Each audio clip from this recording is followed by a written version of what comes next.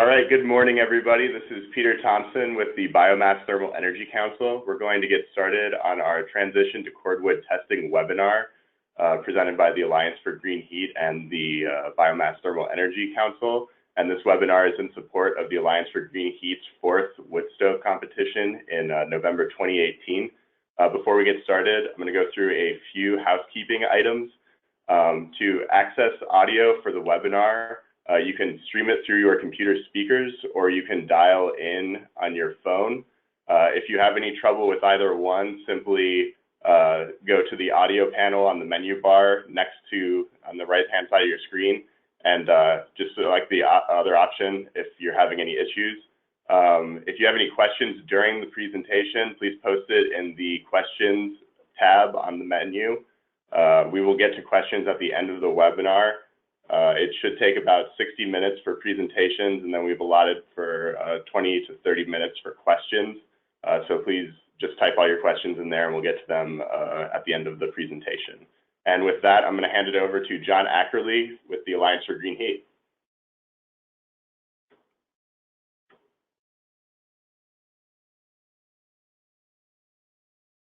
You there, John? Sorry, I forgot to unmute. Okay, thanks. Thanks, Peter. I really want to thank Adam and Lisa and Jess for taking time out of their schedule to do this.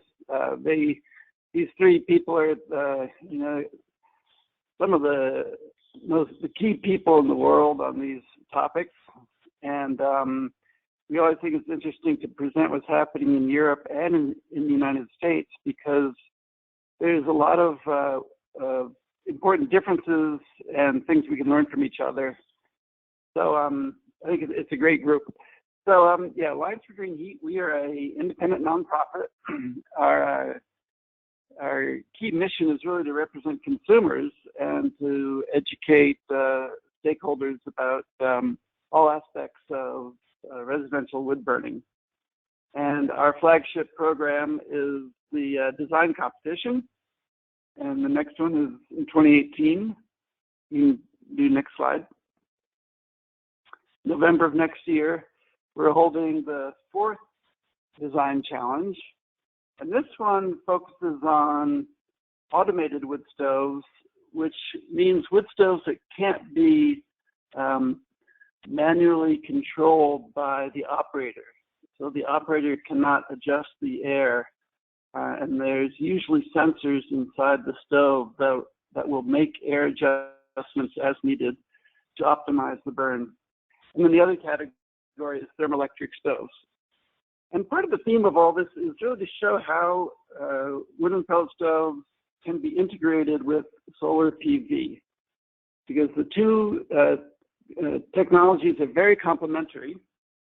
And to the extent that there's, some of the stoves on the mall will be producing electricity to put into a home battery to provide for overnight electricity, and this can really help in the future of residential renewable energy and the zero home energy movement.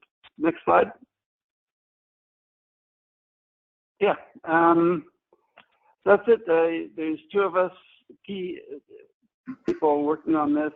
Ken Adler, if anyone's interested in thermoelectric issues, and we encourage anyone to sign up for our newsletter and get more information about this, and to attend the competition in November. Thanks very much. All right, thank you. All right, the Biomass Thermal Energy Council, we're a national trade association that is made up of biomass fuel producers, appliance manufacturers and distributors, supply chain companies, and nonprofit organizations that view biomass thermal energy as a renewable, responsible, clean, and energy efficient pathway to meeting America's energy needs. And our mission is to advance the sustainable use of wood and agricultural biomass for clean, efficient heat and combined heat and power to meet America's energy needs and strengthen local economies. We're made up of 60+ member organizations throughout the US and Canada, And if you have any questions about the work we do, you can contact myself or David Bancroft or Jeff Surface. And you can log on to our website, biomassthermal.org. And with that, I'm going to hand the presentation off to our first speaker, Adam. If you're here, you can unmute yourself and get started. Hi, my name is Adam Baumgart-Getz, and I work with the EPA. And today I'm going to talk about the exciting and stimulating topic of EPA certification tests, specifically talking about our transition from Cordwood certification tests to Cordwood tests. Next slide, please. So today I'm just going to give you a quick introduction to EPA's wood heater rule, talk a little bit about why Cordwood tests are important, and then talk about our current goals, sort of aspirational goals of what we'd like to see in a Cordwood test. I'm going to go through some results at the end of the slide, but I want to emphasize that this is ongoing work. We're not really done. And my final slide is a link to a docket where we have a discussion paper on Cordwood tests, as well as all of our available results of the work that I'm talking about. The comment period on the docket is currently closed, but we're going to reopen that. So if anybody out there would like to provide us some comments on what it is you think we're doing right, what we think we're doing wrong, or any pertinent information, we would welcome that information. Next slide, please. Just because I don't know who's on the phone on the webinar, just a quick overview of what cribwood is versus cordwood. So cordwood is what you probably think of as standard firewood. And cribwood is dimensional lumber, 4x4s, 2x4s, with built-in spacers so that the fuel load will be consistent every time that you load it. Next slide. So just a quick background. In 2015, EPA updated the wood heater rule. This one covers all residential wood heating devices. As I said, it's an update from our 1988 wood heater rule. For those who want some of the technical specifics, it's called the Residential Wood Heater New Source Performance Standard, or NSPS as we frequently refer to it. And again, it covers all residential wood heaters manufactured after the effective date of the rule, which is May of 2015. So from here on out in the discussion, I am going to limit this topic to just wood stoves. So the rule covers all residential wood heaters, but I am just going to talk about wood stoves, which is only part of subpart AAA in the residential wood heater NSPS. Step 1 went into effect May of 2015. The wood stove emission limit for step 1 is 4.5 grams per hour. Step 2 will go into effect May of 2020. And for wood stoves tested with cribwood, the emission limit will be 2.0 grams per hour. Step 2 does provide a provision for an option to test with cordwood. That limit will be 2.5 grams per hour. The rub is that for wood stoves, there is no federally referenced test method for cordwood. So if a manufacturer wishes to certify their stove on cordwood, they need to apply for an alternative test request, and that is approved on a case-by-case basis. Next slide, please. The current cribwood method, or method 28, is based on Douglas fir cribwood. Again, you saw the pictures of it. So this is a batch load. The stove is warmed up. So there's the startup, and then there's the pre-burn in which the stove has gotten up to temperature, and then the load of fuel goes in, and it is burned to completion. There are 4 different burns for a certification run. There's a high burn, a medium high, medium low, and a low burn. And they are hot to hot, and they are steady state. It's very much not how people operate their stove in home use. The certification test for the wood heater rules was never intended to replicate that. It is to provide an apples to apples comparison of different appliances as to determine whether or not they meet the emission limit, in compliance with the rule. The cribwood does that, but it does have some failings. Because Jess is going to be talking about some of the European testing that they're doing, I wanted to emphasize that EPA uses a dilution tunnel, and they're filter-based measurements, which is different from what's going on in most places in Europe. Not better, not worse, just different. Next slide, please. So why the transition from cribwood to cordwood? Well, we're hearing similar issues from both states and local agencies as well as industry. The primary one is that the current Cordwood certification test doesn't reflect in-home use. So for states and local areas that have wood smoke pollution that they're wrestling with, they want to have a better understanding of how certified stoves may perform out in the field. Some of these areas provide subsidies for wood stove changeouts. That is, that they will help homeowners pay to get rid of an old uncertified stove and apply a newer, cleaner burning EPA certified stove. So they want to make sure that that money is really being well spent. In addition, industry has raised the topic that because they may not sell any stove until it passes the certification test, they basically have to design their stoves to pass these tests. So they're designing stoves for Cordwood, and this can create some issues down the road for manufacturers, again, as this Cordwood test does not reflect home use. Next slide, please. So the goals of EPA's test method development here, and these goals can really be seen as aspirational goals. We would like to accomplish all of them. We don't know if we'll get all the way there in one step, or if this will be an iterative process through the years. But we would like a certification test to reflect what might be expected from in-home use.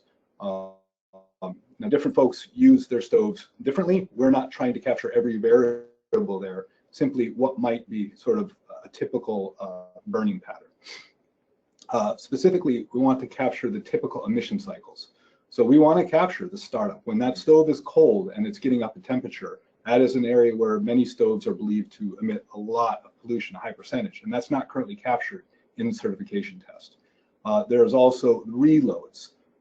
Again, the current Cordwood tests are batch load, so there is no reloading during that certification test. And that's something that we would like to see captured. As well as some of our stakeholders have mentioned that they would like the ability to validate field performance. And so a Cordwood test potentially gives us that ability. One of the emission cycles I emitted there was also the overnight burn. Currently in the Cordwood testing, we have a low burn rate, but it doesn't reflect how we believe people are using their stoves. That is, oftentimes folks will cram that thing full of wood, crank up the stove to get everything burning, and then crank it down to have a slow burn to release heat overnight and still have some warm coals in the morning. So that's another cycle that we would like to see included. The EPA work is really intended to lay the technical foundation to inform the development of test method. That's a fancy way of saying we need partners on this. The EPA can't do this alone. Specifically, if you remember, the Cordwood tests are a Douglas fir based test. It's Doug fir. Now, that's something that is common and available in the Northwest, but not the rest of the country. Most of our certification labs are not in the Northwest.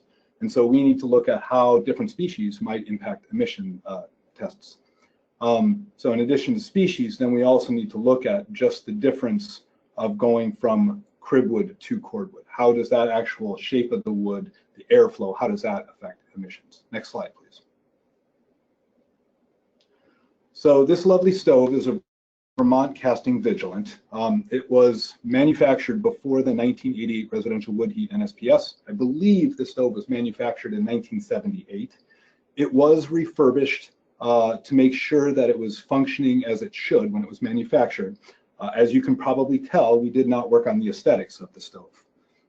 This was done because we wanted to characterize the emissions of the variables we're looking at. We wanted to see what species, sort of the raw impact of species and the raw impact of Cordwood to Cordwood might be. We didn't want to look at how different emission control technology might influence the results. A cat stove might handle this different than a secondary combustion. It might handle it different than other control technologies that are emerging. So we jokingly said we wanted something as close to a campfire in a box as we could find. And that's not really true. We wanted something that could go from low burns all the way up to a high burn to give us something to refer back to. But we did not want to bias our results towards any specific control technology, and we didn't have the money to go through and look at all of the available control technologies. Next slide, please.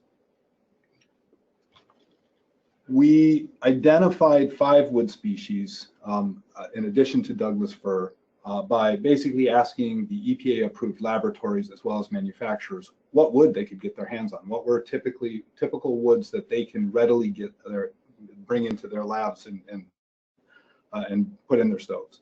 So I won't go through them all, but these were the species that we identified on that way. The basic layout of this test was to first look at the impact of species as cribwood. So we burned Doug fir cribwood, and we burned some white pine cribwood, red oak, red maple, so on and so forth. All this cribwood, so we could see just the impact of species. From there, we took each species and burned it as cordwood. So white pine, red oak, all as cordwood or standard firewood, so that we could try to identify the impact of those 2 variables individually. Next slide, please. So again, this is just the standard method 28 fuel charge we used on cribwood for this vigilant. Just wanted to remind everybody what we're talking about. Next slide, please. I'm going at this at a very high level, but basically what we were looking at is for the cribwood, we wanted to run 3 high fire tests and then 2 at a lower air setting.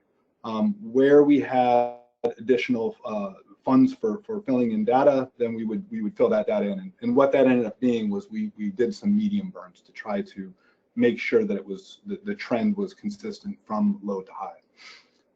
On cordwood, we simply did 2 high fire tests and 1 low for each species. Now, before I get to the next slide, you're going to start seeing some results, and it's more than you're really going to be able to process on a webinar. So I'm going to walk you through what I think the take-home messages are.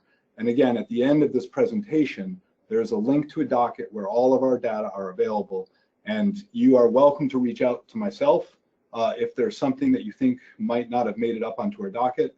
You know, any and all data that we have at this point in time that we can release, we will. Yeah, next slide, please.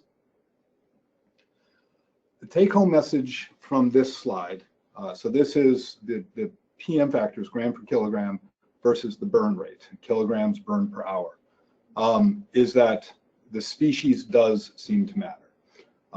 Another interesting one, I think nobody saw this coming, was that the cribwood testing dates back to Oregon State's wood heater rule back in the 80s. And they chose Doug fir to be the basis of these tests because it was a typical wood used in Oregon. It was available, and there were a number of people who thought that of the species that were likely to be burned, Doug fir would probably be one of the higher emitting ones.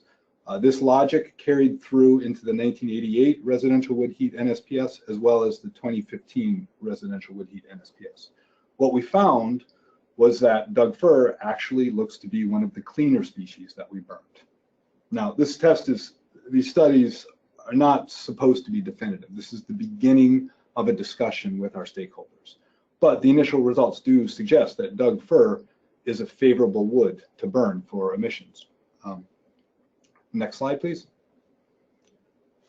The final slide on data is really, again, there's a number of images like this available in our docket, and you're welcome to go through them all.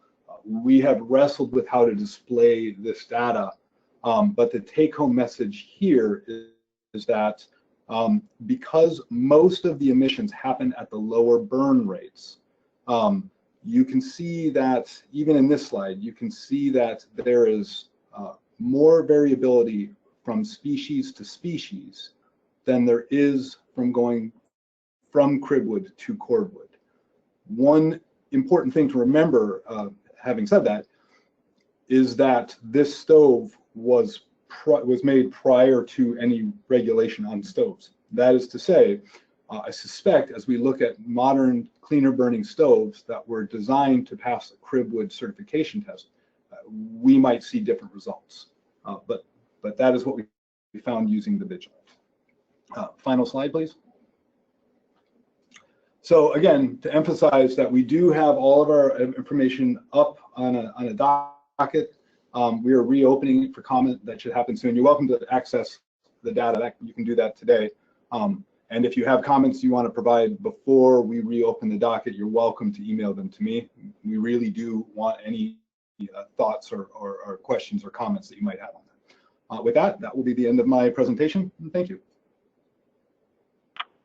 All right, thank you, Adam. We're going to move on to our next speaker, Jess Anderson.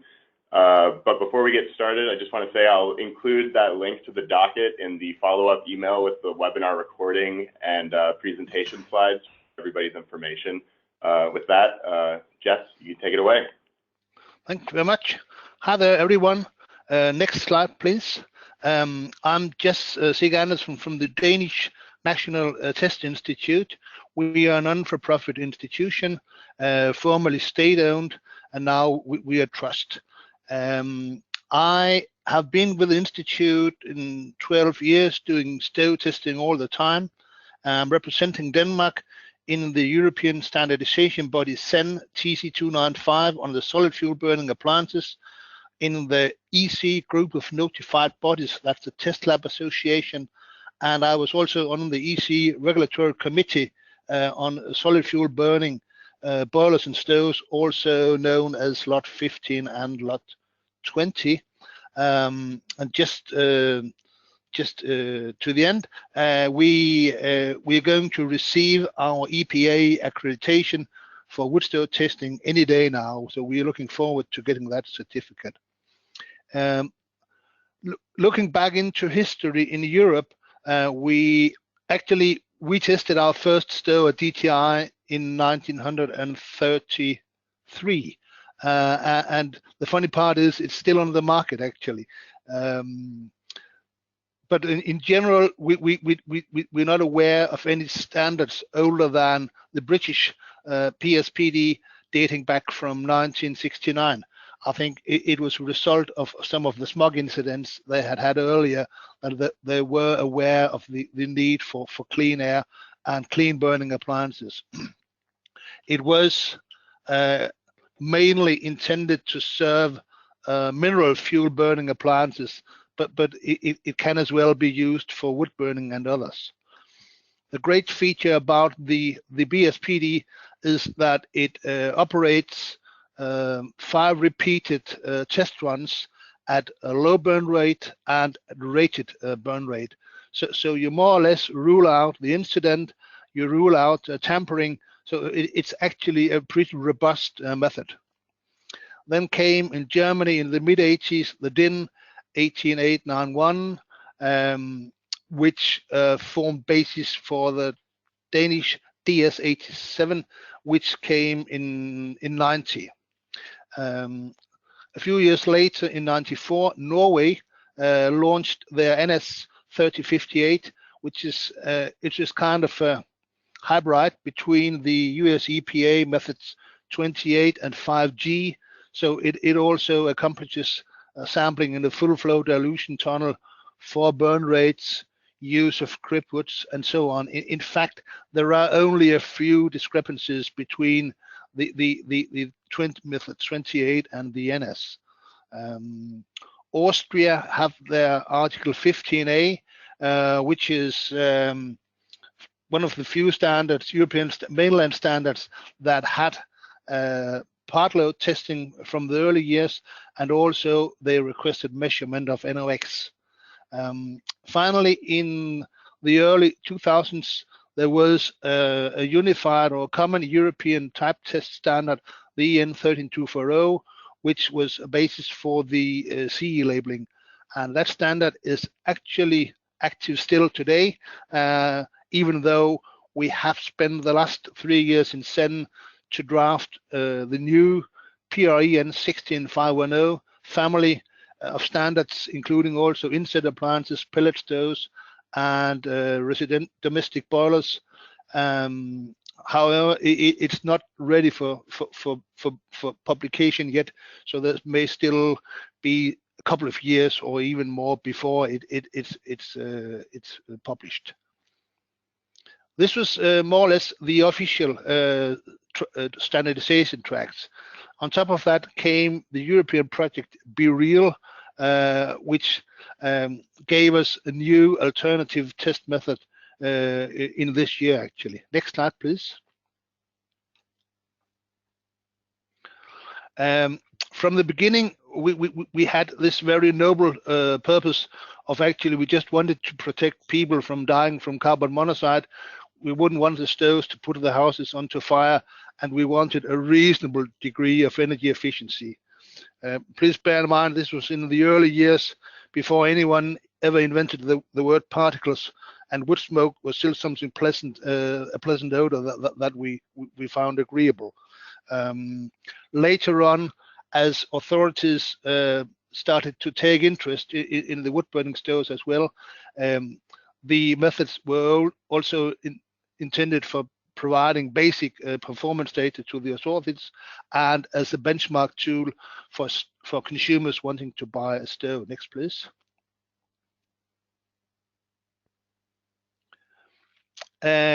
This is more a peculiarity, but I did bring it anyway. In the early days, the standards were of 8 to 10 pages. The 13240 was 15 pages, and the last one we've been drafting is 150 pages just for the Part 1 standard, on top of which comes the Parts 2. So it is actually just a funny observation, because does these standards enable us to build better stoves? I'm not sure about it, because in the early days we built stoves that should comply with 0.3% CO and 70% in energy efficiency. And if you take away all the optimized test results on the modern stoves, that's more or less what they would still deliver in a real life operating pattern. And the picture, that's a 250 years old tile stove we had in a project measurement recently, and we actually managed to have it burn at close to Swan label, eco label results. So it's quite good actually. Next slide, please.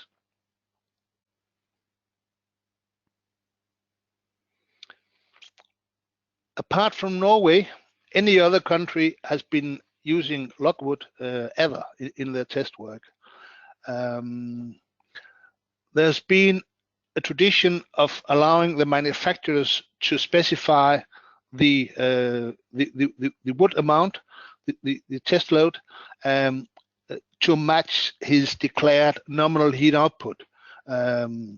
So typically this would amount 1.6 to 1.7 kilos to resemble a cycle time of in between 3/4 and an hour.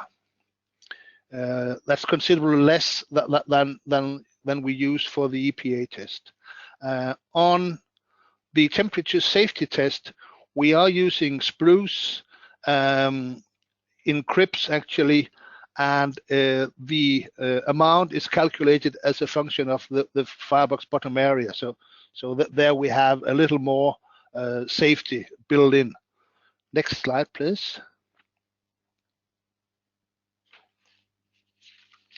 Right. Because the same standards applies to 26 member states in Europe,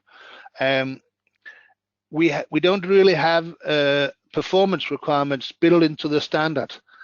Well, that is in the current 13240, there is a requirement of 50% of energy efficiency and 1% CO. That was what the member states could agree on in the late 90s when they drafted this standard.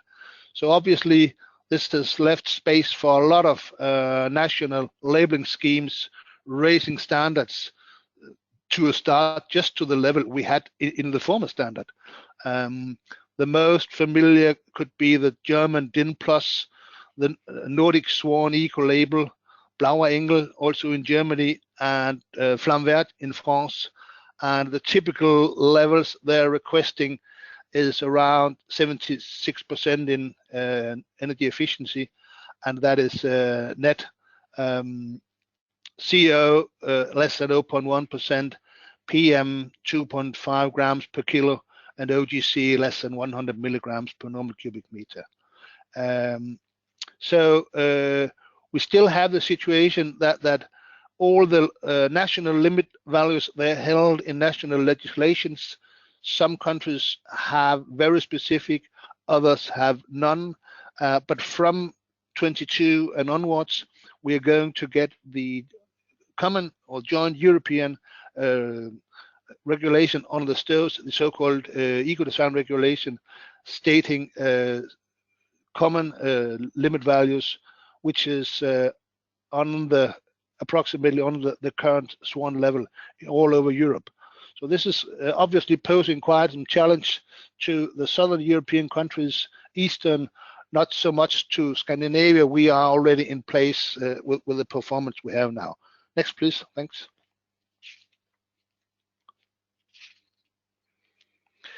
That was the regulatory track, and now I'm just going to talk a little about the BeReal project.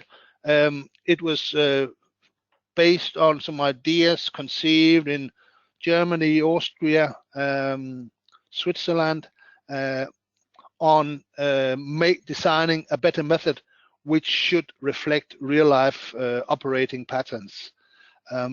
They weren't really happy about the current tap test standard, little remembering or bearing in mind that it wasn't intended to reflect real-life operation methods. It was intended to keep fixed and delimited so many peripheral parameters as possible in order to allow the stove's performance and combustion characteristics to be reflected in the measured values. So there is a basic conflict of understanding what we want those methods to do. But they wanted to build this BeReal method, or we did, because effectively DTI was a partner in this project.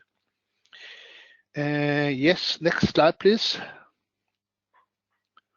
In order to get a baseline, they erected a online survey among 10 member states representing the partners of the project, and we had a little more than 2,200 replies giving valuable information on the way the stoves were used, bearing in mind that it was over a number of climatic zones, geographical, and also various building standards from Spain in the south, Mediterranean climate zone, subtropical, to subpolar Finland. We found out that on average people are refueling their stoves 5 times a day, and that would typically be from late afternoon to late in the evening. 63% was only using one kind of firewood, and of that was 90% was hardwood, mainly beech, oak, maple, and that like. 26% alternated between 2 wood species, of which 90% was hardwood. So dominantly people were using hardwood, and obviously it was logwood as well. Finally, it revealed the need for a one-page quick user guide, because the owner's manuals and users' operating manuals, they would typically be 50 pages to a stove, so people would find it very difficult to get to the important information on how they should operate the stove. So we found out it's very important to have the basic and the crucial information assembled on just a one-pager. Next slide, please. Here you see the fundamental differences between the official type test at the top and the BeReal method at the bottom. In the type test, we measure only at nominal heat output. We measure PM over all 3 cycles, and we allow taking away one outlier. So in the end, the official test result is based on the 2 best of 3 batches. In the BeReal, we have a much more diversified sampling and operating pattern. We measure all from the beginning during ignition. Then we do a preheating, 3 batches at nominal heat output, 3 batches in part load, and allow a cooling period. And during that time, we measure 4 PM specimen, including the ignition and including the partial load test. From the beginning, BeReal actually was intended to operate at a natural draft chimney, but we found out that it would be more reasonable to use the same 12 pascals fixed flue draft like they did in the official type test. Next slide, please. BeReal measures more or less the same parameters as the type test, oxygen or carbon monoxide, or in fact both actually, carbon dioxide, NOx and OGC. Flue gas temperature is measured by means of a thermocouple in the center of the test section. We measure the flue gas velocity and temperature, the flue gas draft, and PM is determined by means of a gravimetric method. Next, please.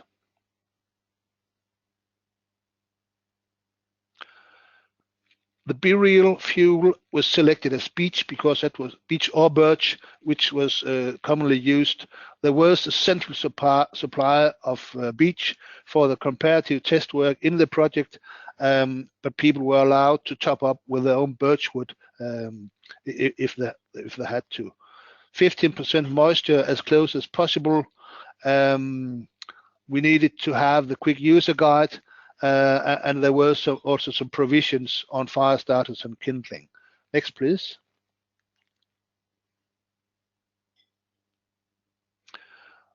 Also, there was a definite batch specification.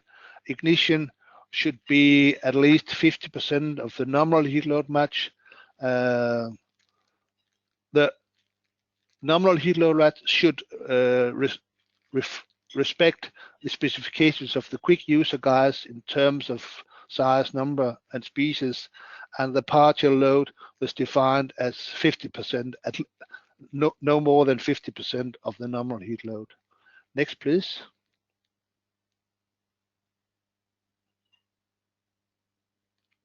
And here we have a few slides showing the results of the BeReal method when measured in the lab environment.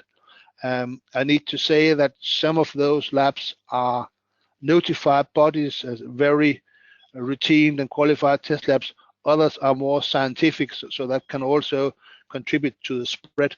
But in all, I would say it's not unusual that you could see a spread like this on CO. It is a batch fire technology, and there is a certain element of the random also playing a role. You can see the standard deviation is less than 10% actually. Next slide, please. In terms of PM, we get a little more diversified picture. There's actually as much as 120%, 150 from the test lab measuring the lowest value to those measuring the highest. So this clearly indicates that even though you have very controlled methods, taking also in consideration ignition and partial load, you tend to get quite diverse PM results by this method. It's more or less the same picture we see during the type tests, and when we do some market inspection measurements, that PM is actually it's a sore toe, because we find it very hard to reproduce exactly the same PM value. Next slide, please.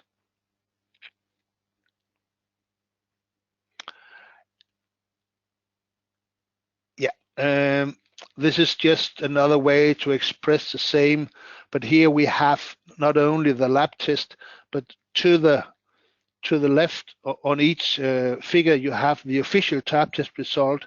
Then comes the reproduced type test at one of the scientific labs, and the next, which is just a dot, is the BeReal test at the test stand, being index 1, and the three rightmost, they are the field measurements in real people's homes, where we replaced their old stove with a new well-functioning stove. And the first day they just measured as they normally would do, or stoked and operated the stove. Second day we taught them how to read the quick user guide, and as you can see, the results narrows down. And the last day we gave them good advice on top of that. So it shows that test labs is the test lab result, official type test, they're very optimized, and they also illustrate that the Be Real in the field at people's homes can be reproduced pretty close to the Be Real test at the test stand. And secondly, it illustrates that you can improve consumer behavior when they get the necessary information and get told and explained how to operate the stove. Next, please. And now just a few highlights on the difference between European and US stoves. I'm not, forgive me if I'm exaggerating this, but we have the impression that many of the European stoves, at least the Northern European and the Scandinavians, they are as much a furniture as their source of heating, and people don't really rely on the heat they produce. It's more for the snug and coziness of having a wood fire. Whereas the US stoves, this is a Vermont stove, a typical Vermont model, they are very have a considerable higher firebox capacity, normally landscape, where the ours are portrait. And I picked up a way of designating the stoves. We call them room heaters and you call them space heaters, and that could make out for the difference that European stoves, they're normally not intended to give more than 5 kilowatt heat output, whereas perhaps 3 times as much could be the case for the Vermont stove. Next, please. When we compare the highlights of the US and the European test methods, in Europe, the fuel load is defined by the manufacturer.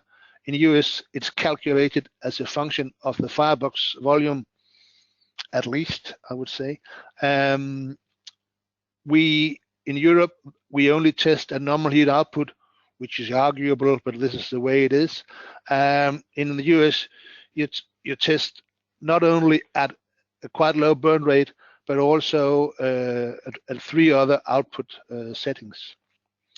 We sample the PM specimen in stack on a heated filter at 70 degrees, and US, you sample it in a full flow dilution tunnel at ambient, including any condensated material.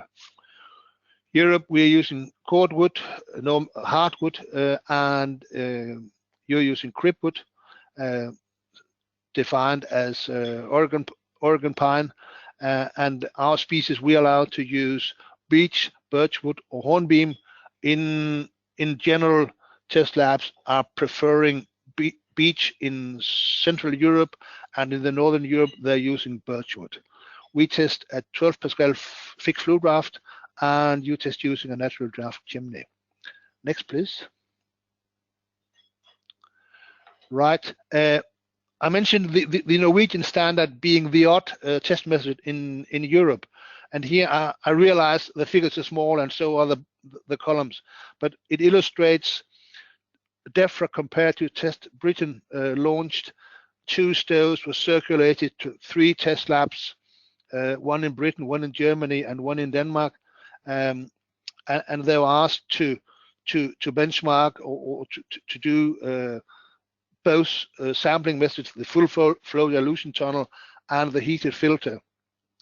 And without going too much into details, you can see if we take this to the center of the picture, there are 6 columns almost identical. They are the full flow dilution tunnel test on the inside appliance, and it shows that it is possible for a skilled operator to reproduce almost identical results when you use the Norwegian method, which is fairly much identical to the 28.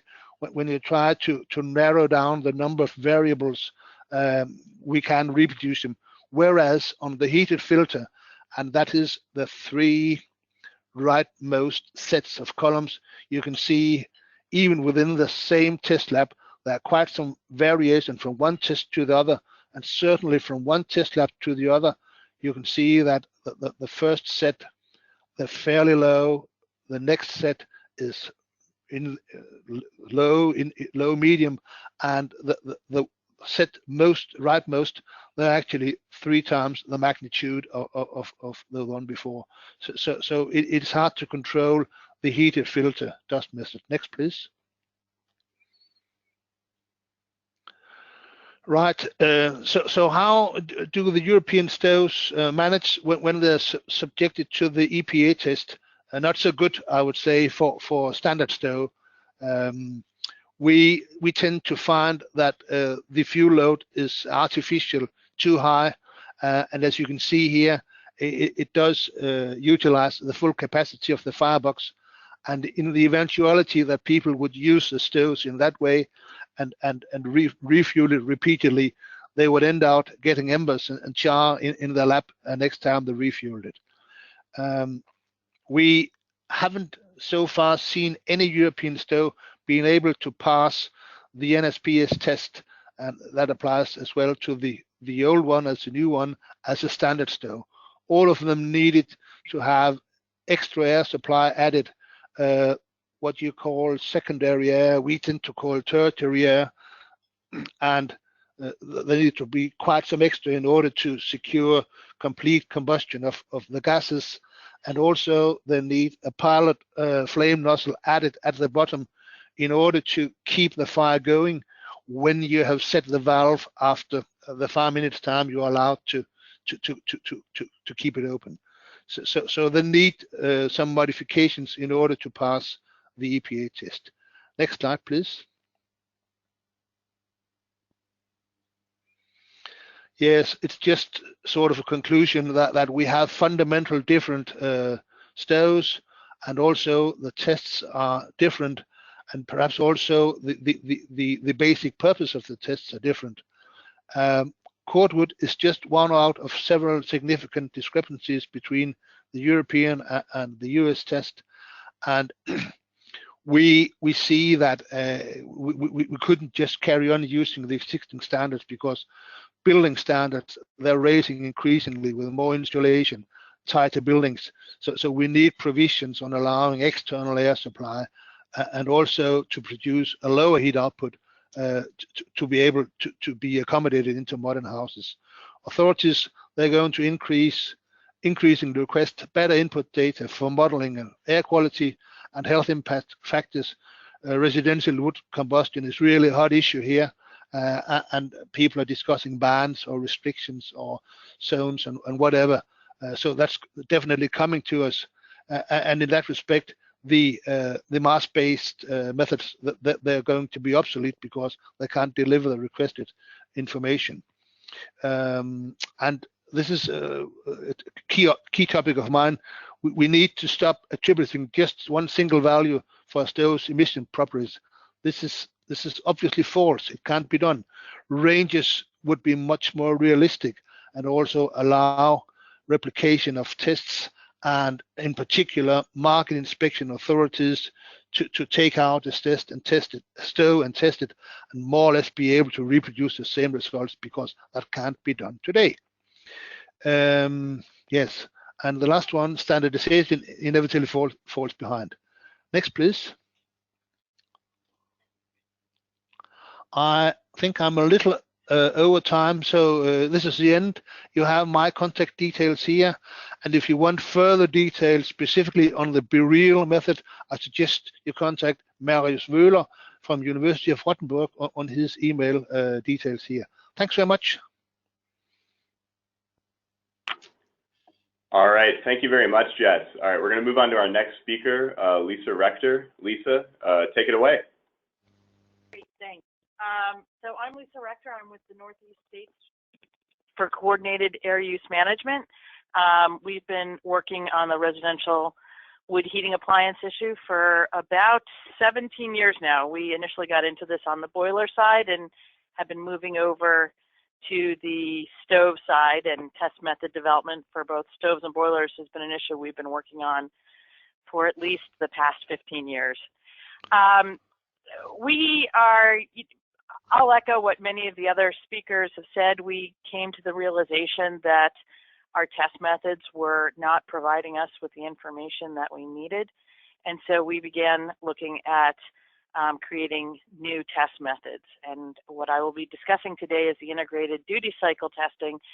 That is a project that is in process. I would say we're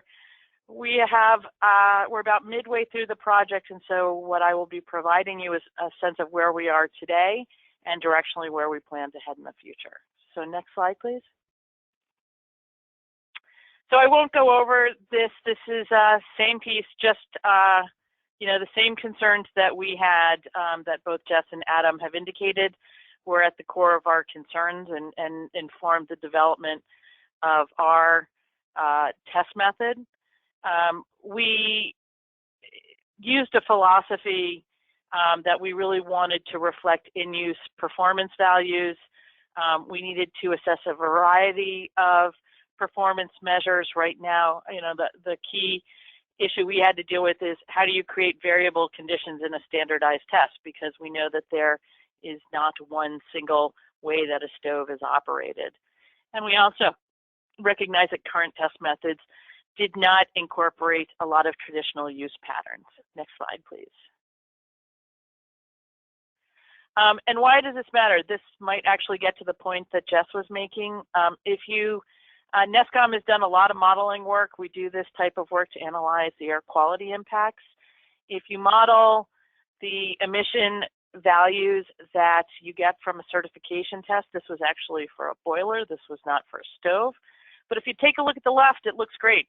From our point of view, the max concentration was 12 micrograms per cubic meter. From an air quality standpoint, that number looked good. We then assessed the emissions when that same exact unit had a duty cycle performance test applied to it, and then characterized those emissions for a January day. And the actual air quality impacts on the right are from that duty cycle analysis, and what you'll see is a very different performance outcome from that. These are the types of things that made us think about what is it that we need to do in a test method to make sure that those results reflect what the unit is doing when it is being used. Next slide, please. So we actually had to grapple with the question of what does real world mean, and I will tell you that we spend a lot of time talking about this, and real world means different things to different people. Is it the worst case scenario, overfilled wet wood? Is it ideal? Is it average? What wood do you use? The parameters that you could use to assess real world emissions are endless. And so the key pieces that we focused on for our definition of what real world is, and I think it's important to understand what it is you're trying to characterize, is that we need to take a look at typical use patterns. And so we're not going to be able to represent every use pattern, but going forward, the majority of the use patterns that we see in the field. And we wanted a use pattern that was representative. We also needed to make sure that we had fuel that looks like what was being in the field. And we needed to understand the differences in fuels, not just species, which Adam pointed to, but other variables that we are looking at is how does piece size matter? So there's a lot of different things when you start looking at the fuel, bark, length, very many different things. Next slide, please. So one of the things that we did was we actually put data loggers out around the country on a variety of different devices, furnaces, stoves, boilers, and captured the stack temperature of these units. And in some cases, we logged use of these units over 2 heating seasons. And what we saw is that this is actually a snapshot of a 2-week period for one wood stove. And you'll see that these units typically fluctuate up and down. There are different operating patterns. I will challenge folks to think about what February 5th might have meant last year, because I looked at February 5th when I was taking a look at this, and it looked very different. February 5th was Super Bowl Sunday, and somebody was certainly there loading their wood stove during the Super Bowl for this logging period. So the peak to valley ratios are really taking a look at how often is the unit being fueled, and how you can get a sense of how high the peak is, how many peaks there are, how low it goes. We can get a sense. It's not the be-all, end-all, but you can get a sense of how that unit is being operated. From the units that we saw that were in use on a fairly regular basis, we had some stoves that were just used on the weekend, but the regular use units were typically what we would call restarted on an average of every 18 hours. So those low peaks that you see at the bottom represent the lowest peaks, and these were typically times early in the morning where the stove had gone overnight, so no surprise on that one. Next slide, please. So we used that data to inform what are typical use patterns, and this is a very brief summary of our protocol overview. What we have tried to do with our protocol is into what we would call a single-day test. So that might not be 8 hours, but can be done in 1 day's work, is to compress a variety of different operational and use scenarios into a single protocol, and that protocol can then be run 3 times so that we can not only assess emissions but assess variability. We have 4 loads in total that we use on this. There is a startup load. That load uses very small kindling pieces as well as smaller fuel pieces. This represents what people typically do when they either have no coals or very small, what I would call lukewarms or minimal coals in their stove. They are starting it up, and they tend not to use a lot of wood from what we saw. So that's the startup phase. The next phase is what we call the high fire phase. The high fire really represents what folks are trying to do when they are building a coal bed in their stove. And as I will support what Jeff says. Jeff says we use our stoves differently in the U.S. They are really trying to heat larger spaces. To give you a sense, Jeff said 5 kilowatts. For those who don't do kilowatts to BTUs normally, that's about 15 to 20,000 BTUs. Our typical stove is about 50 to 60,000 BTUs. So our stove's 3 to 4 times larger than the European stove. So that high fire is actually building the coal bed. After the high fire, we go into what we call the medium phase. This represents when folks are around to actively refuel. And so they're typically putting on larger pieces, but not loading it completely full. And then the low fire is the overnight burn. Adam referred to this earlier. The load it up, set it to high to have that fire catch, and then put the air settings on low and get as long a burn as possible. What we have set up with this is not only 4 different operating scenarios, but also different loading weights and piece sizes. So start up a loading weight of 4 pounds per cubic foot, typically with the smallest pieces. High fire is slightly larger with 5 pounds per cubic foot, and the piece sizes are once again slightly larger than what you had in the startup. In the medium fire, we move to large pieces and a loading volume of 7 pounds per cubic foot. And in the low fire, we have set a minimum firebox requirement, but we actually are saying load it up with as much wood as you can, large and small pieces, so that it loads up but does not actually it does not touch tubes or any equipment that are not intended to be touched by wood when the unit is burned. So with that, we've incorporated different operational patterns, different loading patterns, and the protocol also places these fuel charges, these reloads, on different size coal beds.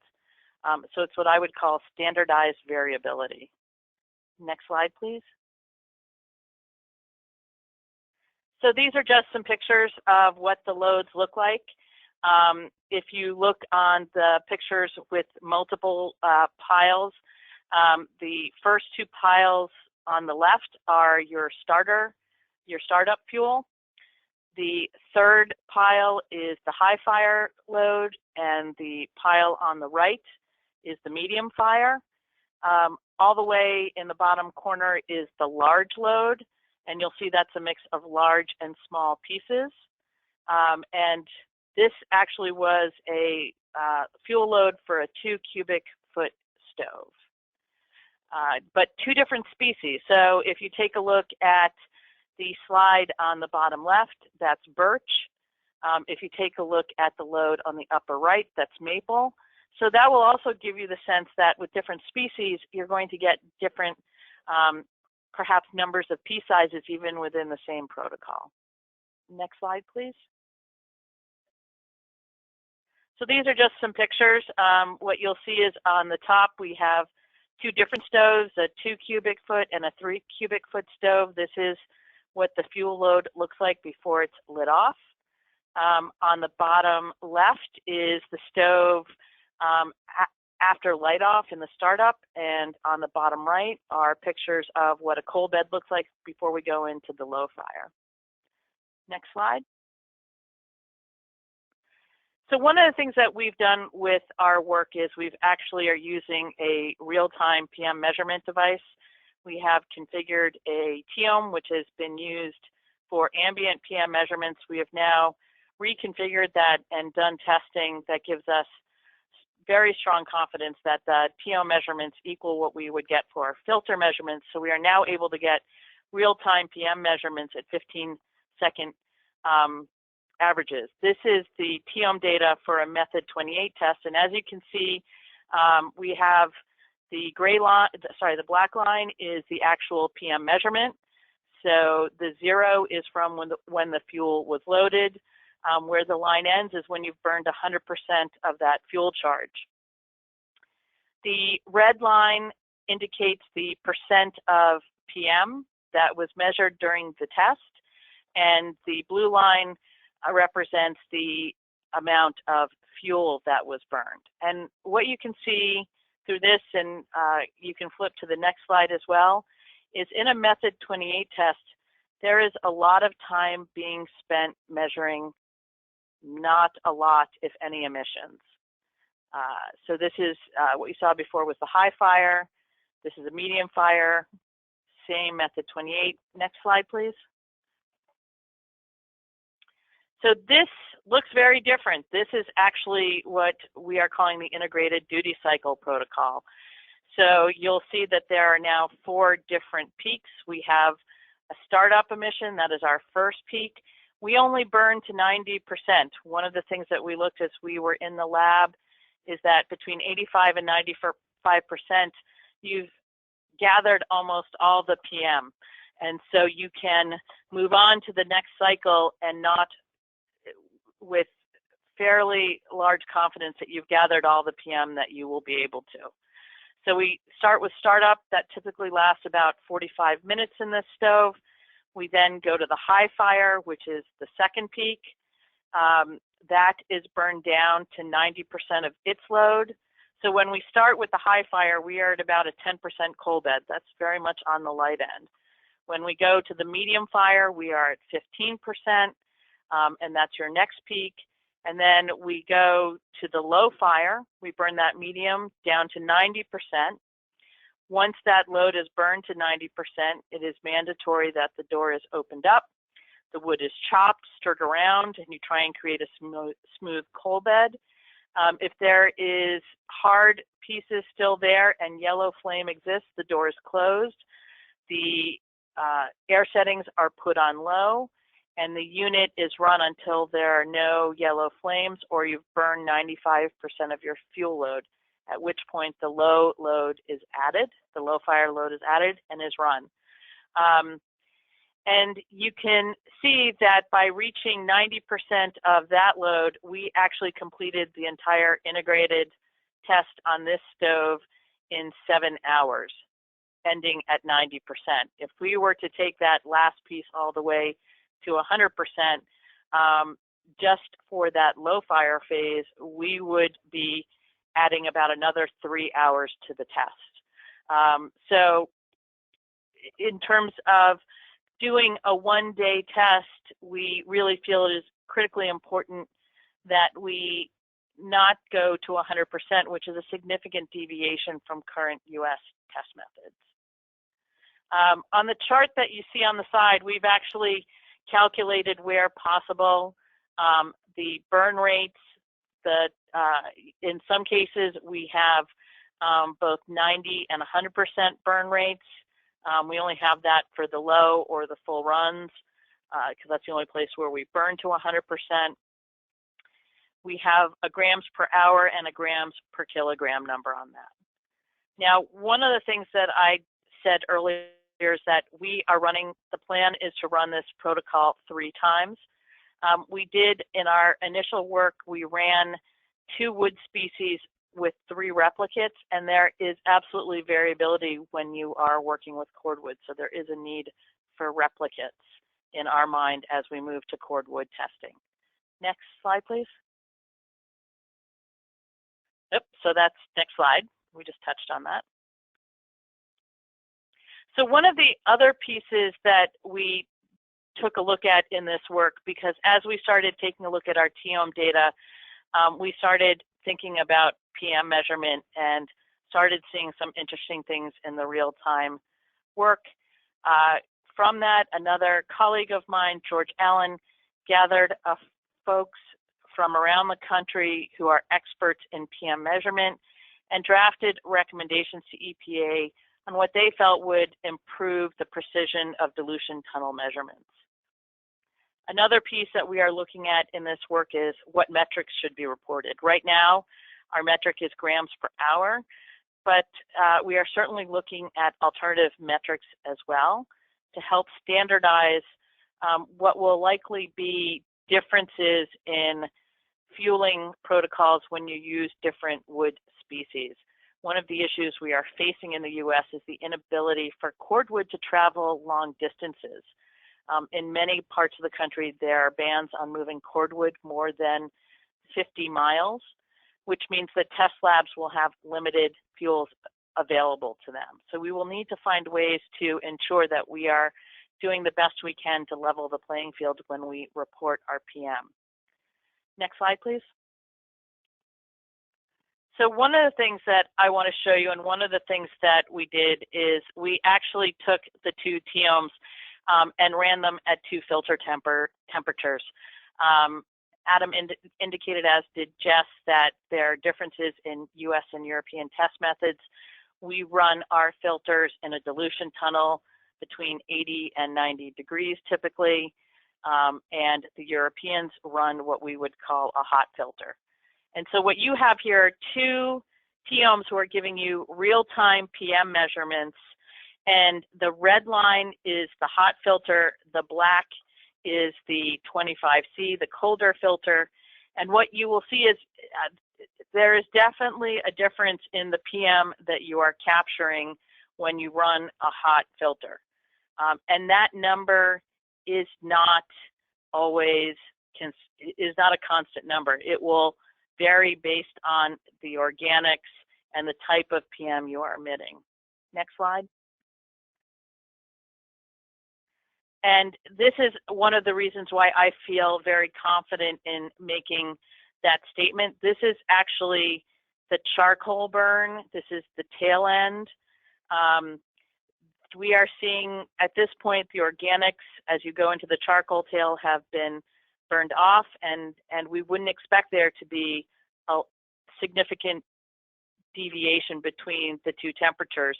It's primarily in the first hour or so that you're running your PM measures that you are actually where you're likely to see the biggest differences. Now, one of the other things that you'll see is at the bottom of the chart, you'll see that there's a 0. We've seen this both on our method 28 tests when we run the TOM, as well as other real-time tests, as we see the numbers going negative. And what we believe is happening is that when you have heavy loading on a filter, then followed by long periods of clean burning, you're actually blowing PM off your filter. So we believe that there are losses due to semi-volatiles off the filter. Next slide, please. So this is another kind of blow up of that and showing this is one of the things that we start to see. You're seeing the negative. We don't believe this is water. This data right here is actually from a pellet unit. So with an 8% moisture content fuel, we wouldn't expect to be seeing water. And this probably happens on filters, but without the ability to have real-time data, you don't see this. So as we are looking at changing operation and fueling protocols, we're also looking at PM measurement and trying to minimize any losses or precision issues that may be occurring with current dilution tunnel measurement techniques. Next slide. And so once again, this is actually another one. This is actually going back to our Cordwood stove. This is one where you see on the red, we actually reach 100% PM collection well before the 90% burn. And then the PM actually decreases, and on this one we lost about 5% of our PM when we took the unit out to 100% burning of the fuel charge. So as we look to moving forward with a new Cordwood test method, we really need to be thinking about a variety of different things. It's how the unit is operated, how the unit is fueled and what that fuel looks like, and how the PM is being measured. Next slide. So next step for us, as part of our work, we are looking for input from both regulatory agencies and manufacturers to inform the protocol development. We did our initial testing and work on this with one stove. We are now bringing in more stoves, different sizes, different control technologies to really refine and finalize the protocol over the next 6 to 9 months. So we plan to not only refine the protocol, but conduct baseline method 28 testing and integrated protocol testing on a variety of different stoves to get a sense of, A, is this feasible to do? And also, what does the change in method mean for emission outcomes? And I think that's it. Next slide. I think that's it. All right, thank you very much, Lisa. Now we're going to do a Q&A section. If you have any questions, please post them in the questions section of the menu. If you have a specific question for one of the speakers, please specify which speaker you would like to direct your question to. And with that, John Ackerley is going to moderate this Q&A section, and I just want to remind the speakers to unmute yourself if the question is directed to you before answering. All right, John, take it away. Okay, thanks very much. Got a couple of great questions here. I just want to first say that these webinars are in preparation for the 2018 Wood Stove Design Challenge, and one of the reasons we had Lisa to present here is because we're basing the test protocol for that design challenge more closely off the work she's doing, because we really are looking for real world scenarios and how people really burn their wood. And it's very difficult to design, even more difficult to design test protocols for stoves that work very, very differently, because our stoves will be most of them will be fully automated. Okay, just wanted to mention that. So first question, and this is for any of the speakers, whoever wants to jump in. It appears that cordwood is less polluting than cribwood? And this was a question based off one of the slides showing PM. And I was wondering if any of the speakers could comment about the relative PM output of cordwood from cribwood. I could do so. It's Jess here. In my impression, the cordwood, as we use it in cribs, it has a larger surface area. It has shorter distance to the center of the wood lump. So effectively, the gasification is going to be more fiercely and rapid from softwood than it would be from a hardwood logwood. So I think that accounts for the main of the difference. On top of that comes, of course, a little on the species, but I think it has to do with the physical properties of the wood pieces, the way we prepare them. So John, this is Lisa. I'll pipe in on that. I think what I would say is that based on our data, I would actually say the opposite when looking at the tube stoves. Right now, one of the issues we see is that the cribwood has consistent spacing, and so an emission control technology that's focused on airflow and moving the wood, when you start changing the parameters of how much space is between the pieces of wood. So if you think about the picture that Jess showed, where you had a fair amount of space between the the crib pieces, and then you suddenly change and there's not as much airflow, a stove designed for cribwood may not, or it may, we really don't know, burn cleaner or dirtier with cribs. We certainly have seen with some technologies that those burn dirtier with cordwood. And that's really why we need to move, for nothing more than understanding that that's what people are burning, and that's the type of air spacing you need to design for. Okay, thanks. And Lisa, this next one is directed at you from Will Lockwood, and very interesting question. It says, integrated duty fuel cycle loads do not represent the average 24/7 wood burner running a 3 cubic foot stove, nor does the loading method. There's too much air between the pieces, and the load is about 2/3 of the typical loading. Most 24/7 burners pack the stove with each loading and try to achieve the longest burn times between each loading. So what I would say is what we tried to do was represent various operational patterns in the fueling protocol. And as I stated earlier, there's no one protocol that will match what everyone does. What we typically saw is that at least once a day, somebody did pack their stove up and get very long burn times. And that's actually why that low load is meant to simulate that practice. So one of the things we grappled with was, what is the loading volume for that low load? And depending upon the density of the wood, there were some fuels that I could only get 8 pounds of wood in. That was the birch. But red oak, ash, I could get 15 pounds in pretty easily. And so within our protocol on that low fire, that does represent those folks who load the stove up and try and get long burn times. As part of an integrated protocol, since that burn takes a longer proportion amount of the time, it will also have a larger impact on the emission outcome.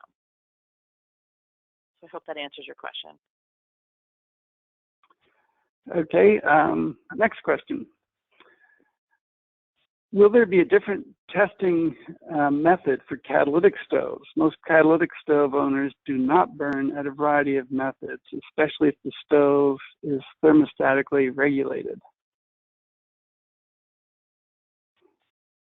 John, is that geared towards me? Well, it doesn't say. It's really for anyone. But well, this is Adam with the EPA, Adam Baumgart gets.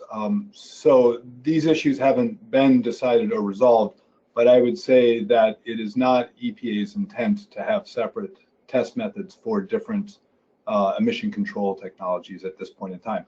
If someone presents us with a good reason why we should consider that, absolutely we will. Again, I think some of these questions are talking about one burn technique versus the other burn technique, and I think those are very important to consider. But I would say that all of the different duty cycle integrated test methods that we're talking about all move closer to how people actually use their stoves than crib woods. So focusing on, how regular, 24/7 burners or catalytic burners or, weekend burners might need a different test. Those are all valid, but I think at this point in time, it's simply, taking a step, possibly two, towards how stoves are actually operated in home. Lisa, feel free to add on to that. No, I agree, and that's one of the things we've thought about, how this protocol would be used with automated stoves or single burn rate stoves. And the thought process would be is that you would run them and set them for the thermostat and vary the fuel loads. You'd still run the protocol. So I think there is an opportunity to really think about getting it right for these different technologies. And we're looking for that input. So we welcome it. Thank you. Okay, then we have several questions about consumer education. And here's one of them for Jess. Mr. Anderson's presentation suggests that there should be a required operator training in order to run these devices optimally to minimize emissions. So I guess a question for Jess or the others, is there any serious thought given to required training of operators before or when you buy a stove? Thanks. I'll try to answer that. Take the last question first. We have on several occasions also with the Danish EPA discussed the options of installing some kind of a wood stove driver's license, but it can't be done legally. It couldn't be put in place.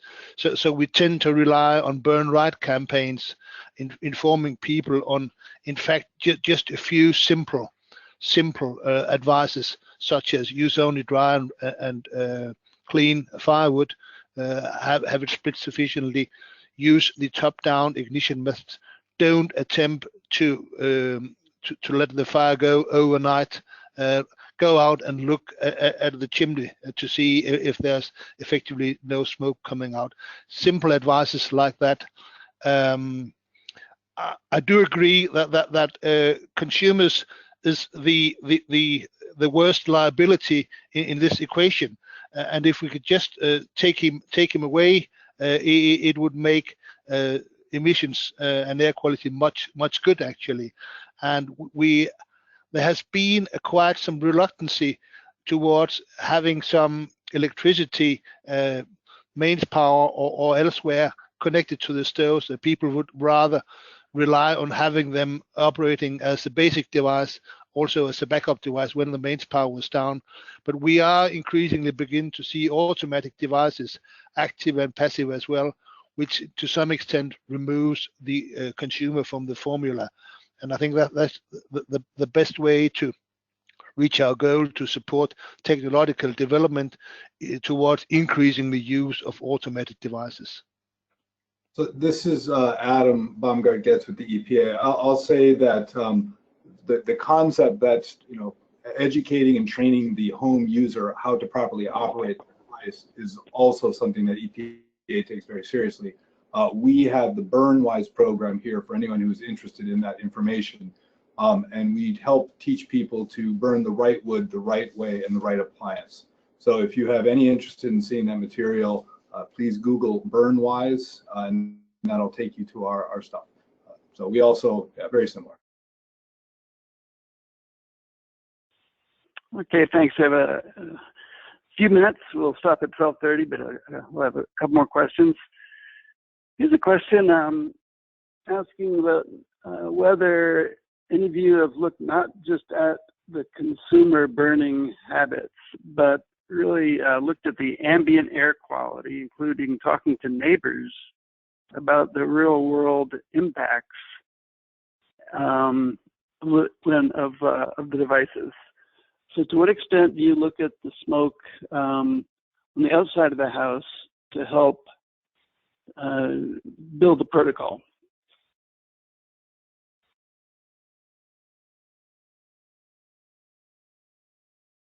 I could just give a brief answer on that, and the answer is that the municipal authorities, they're handling neighbor complaints, but frequently when the officer gets out there, the odor has passed away. So it's extremely difficult to do, and we haven't so far found any reliable method to measure the outdoor concentrations. So all in all, it is very difficult to handle these devices, and we do not in our institute have a lot of experience on measurements into the environment. So John, this is Lisa. NESCOM for about the past 6 or 7 years has been deploying and working with states to use what we call wood smoke kits. They are portable, quote unquote portable, and can be deployed at a neighbor's location and left there for months. In some cases, we've left them there for months, and we have actually monitored air quality. We also did some work with Cornell where we ran mobile monitoring routes at night and identified wood smoke hotspots. We then placed the wood smoke kits with the permission of neighbors or the owner, and did long-term monitoring, and actually in some cases did interventions, went in, worked with the homeowner, and were able to quantify how work with the homeowner reduced the emissions. That information was actually just presented by Dr. Mac Zhang at the AAAR conference last week. So we've done work with the ambient piece, and when we are in the lab, absolutely what we are doing is looking and seeing what the stack looks like as it goes into the dilution tunnel. It is very hard actually to develop a test protocol that incorporates opacity, which is something that some of our states have asked us to consider. We see the ambient piece work that we've been doing more as a tool to assist compliance and enforcement programs to identify those homeowners who aren't operating their units properly. Okay, thanks. Here's a question for Adam. How is the test protocol developing for masonry heaters? So that's a good question. What I will say is we are working with a group of folks from the Masonry Heater Association to put together, again, a test that folks feel is representative. I believe at this point in time, it has been shared with manufacturers and other folks. This is something the MHA, the Masonry Heater Association, is taking the lead on. And so at this point, it is in the hands of that industry, and we are waiting to see, their comments or directions that they want to go on it. There has been a little bit of EPA testing on masonry heaters to, again, try to lay some foundation work. Other than that, there's nothing really to report at this point. As soon as we have something, we will put it out for comment to get any and all folks' comment. Okay. One more question. I'm going to take the liberty of asking my own. This is to Adam. Adam, have any stoves been certified for Cordwood to date? And do you see any consumer or retailer demand for more Cordwood certified stoves? So you're catching me a little unprepared. I know for certain that one wood stove has been, and I believe that there are 2 that are certified at step 2 on Cordwood. There are a number of other manufacturers who have requested an alternative test method using a modified version of the draft ASTM cordwood test method for wood stoves. I don't know if they're going forward with development on that or not. We have certainly heard communication from retailers in certain areas, specifically those that have ambient air quality issues related to wood smoke, that there is a growing consumer interest, and certainly those areas that have subsidies for wood stove changeouts are feeling pressure from the local agencies that are funding these changeouts to have more cordwood stoves in place. Great, thanks. Well, we're out of time at 12:30. There were a couple other very good questions that were more technical and longer for Lisa mostly, maybe for Adam, and we will send those questions to Lisa and Adam and maybe Jess so they can answer to you directly. And I will now turn it back to Peter. All right, everybody, thank you for joining us. I want to thank each of our speakers, Adam, Jess, and Lisa. Please look out for the recording and presentation materials in the next few days. We're going to try to get those out to you as soon as possible so you can rewatch the webinar at a later date if you missed out on any section. Thank you for joining us, and this concludes our webinar for today. Thank you, everybody.